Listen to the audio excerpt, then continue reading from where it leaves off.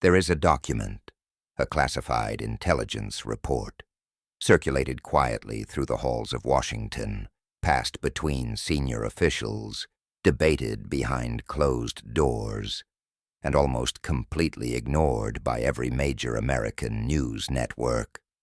And inside that document is a conclusion so significant, so fundamentally damaging to the justification for everything that has happened over the last few weeks, that the people in power simply decided the American public didn't need to know about it.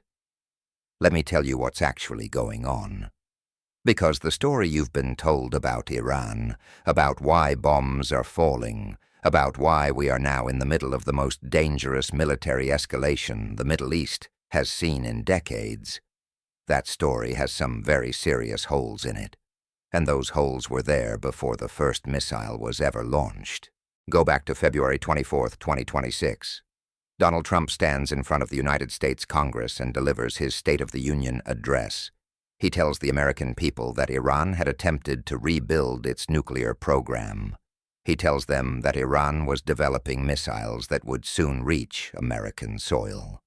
And he uses that framing, that word, soon, to justify everything that followed 4 days later. On February 28th, a joint U.S. and Israeli strike force hit Iran. Khamenei was assassinated. Senior officials were killed. The region went from tense to catastrophic overnight. But here's what Trump didn't mention. The Defense Intelligence Agency, his own government's intelligence body, had already published an assessment, a formal, documented, official assessment, concluding that Iran did not have ballistic missiles capable of hitting the United States. And not only that, but that developing such a capability would take Iran until at least 2035, and only if Tehran made a determined all-out push to achieve it. Not soon, not imminent, a decade away, maybe longer. Let that settle for a moment. The President of the United States told Congress and the world that Iran was building missiles that would soon reach American cities. His own intelligence community had already told him, in writing, that this was not true. And nobody in the mainstream American press made that the headline it deserved to be. Then there's the nuclear question, because that's the other pillar of this entire war.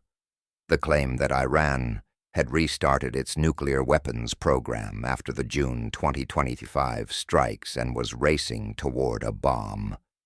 Trump said it plainly. His administration repeated it. Netanyahu had been saying it for years. But what did the actual evidence show? The International Atomic Energy Agency, the UN's nuclear watchdog, stated on record that they had no evidence of an organized nuclear weapons program in Iran.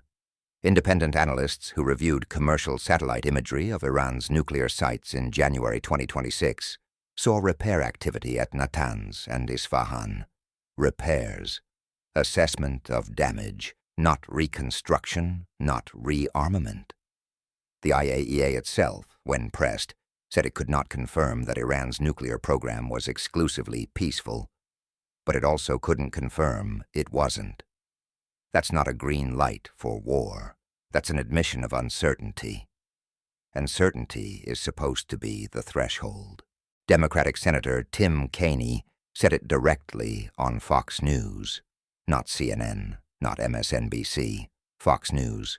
He said, and I want you to hear this clearly, all of the intelligence I've seen in 13 years on the Armed Services and Foreign Relations Committees tells me there is no imminent threat from Iran that justifies sending our sons and daughters into war.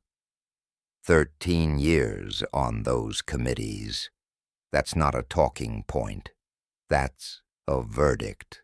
So how did we get here? That's the question nobody wants to answer.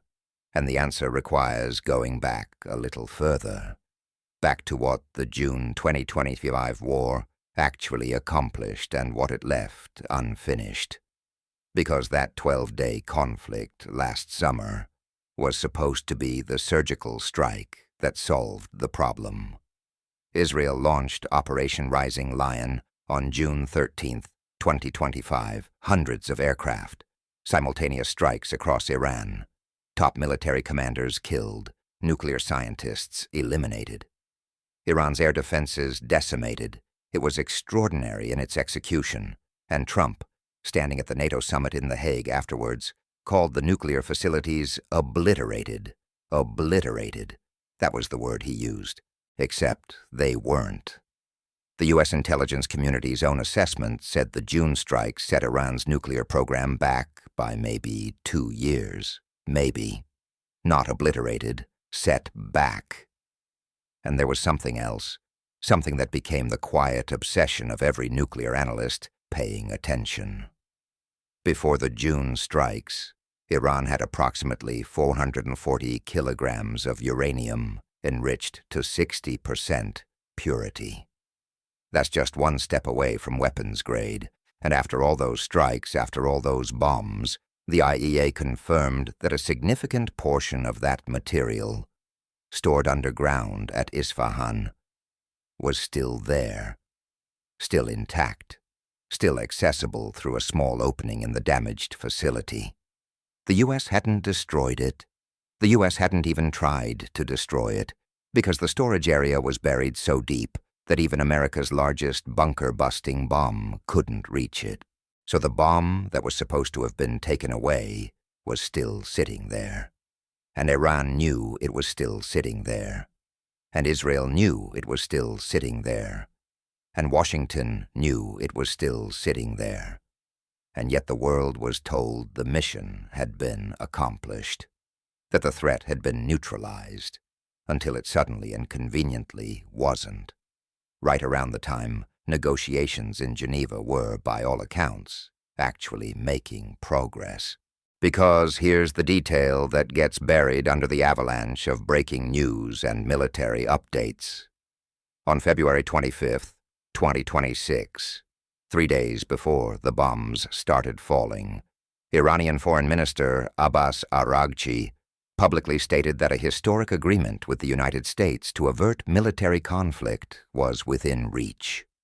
The Omani Foreign Minister, who was mediating talks between Washington and Tehran, confirmed that substantial progress had been made.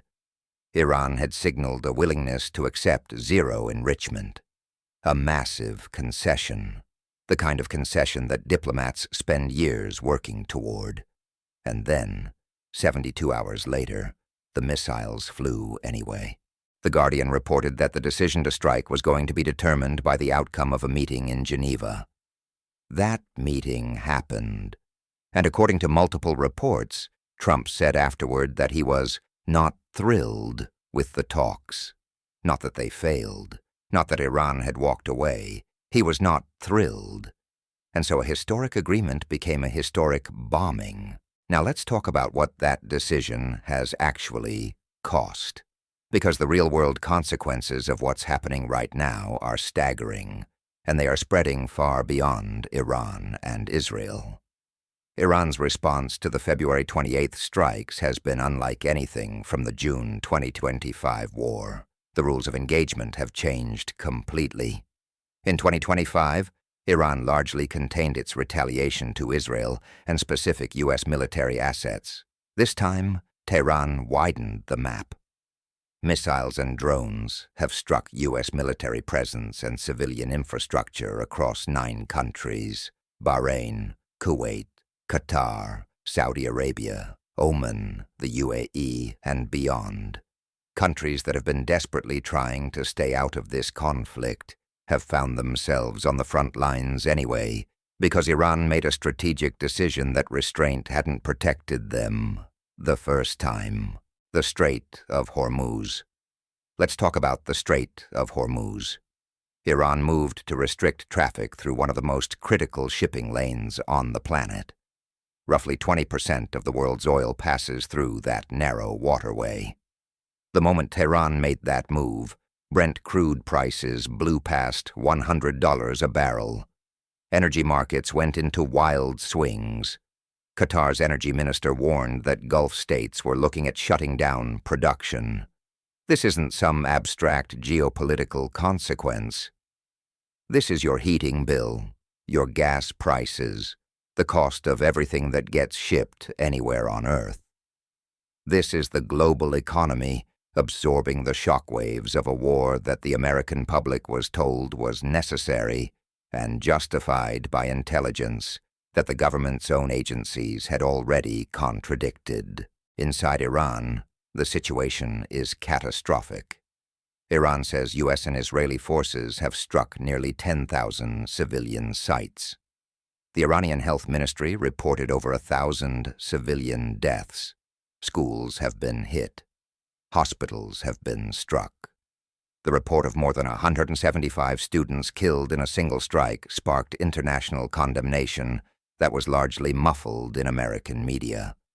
Amnesty International described the execution rate of Iranians accused of collaborating with Israel as the highest recorded in decades.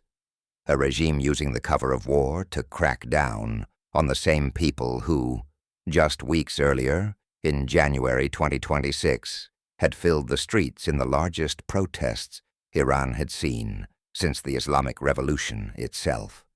People who were demanding change, demanding freedom, people who represented the best chance of organic transformation inside Iran, now watching their country burn, while the regime uses the war to silence them. And here's the brutal irony that strategic analysts are already pointing to. The entire gamble of this military campaign rested on a theory that killing Iran's supreme leader, decapitating the regime, would cause the state apparatus to fracture, that the Iranian military command structure would collapse, that the regime would implode. Analysts called it a decapitation strategy. It didn't work, because Iran spent 2 decades building exactly against this scenario. The IRGC developed what experts call a decentralized mosaic defense, a framework specifically designed to survive the loss of top leadership. Local combat units retain authority to act even when central communications are severed. Mojtaba Khamenei was appointed the new supreme leader within days. Iran's missile forces kept firing. The regime didn't fracture, it mobilized. So where does that leave us? 12 days into a war that the experts warned had no exit ramp. A conflict with, as Al Jazeera's analysts put it, 0 diplomatic off-ramps. The June 2025 war lasted 12 days and ended with a ceasefire. This one looks nothing like that. This one is an open-ended war of attrition with no defined endgame, no stated conditions for peace, and no neutral party currently positioned to broker one. Because the Omani mediation that was this close to a breakthrough was effectively discarded the moment Trump decided he wasn't thrilled. Meanwhile, Russian intelligence has been actively providing Iran with targeting data, helping Iranian forces hit U.S. assets more precisely. China is watching, and the broader international community, which did not sanction, did not authorize, and in many cases it explicitly condemned this military action, is looking at the United States and asking the question that no American news anchor seems willing to ask on primetime television. Was this necessary? Was this legal? Was there another way? The Arms Control Association put it plainly. Military strikes cannot eliminate Iran's nuclear knowledge. They cannot destroy what Iran already knows, even after everything that has happened, after 2 rounds of airstrikes, after Khamenei is dead, after hundreds of missiles have been fired in both directions. Iran still retains the expertise, and likely the key materials, needed to eventually build a nuclear weapon. That capability existed before June 2025. It will exist at the end of this conflict, too.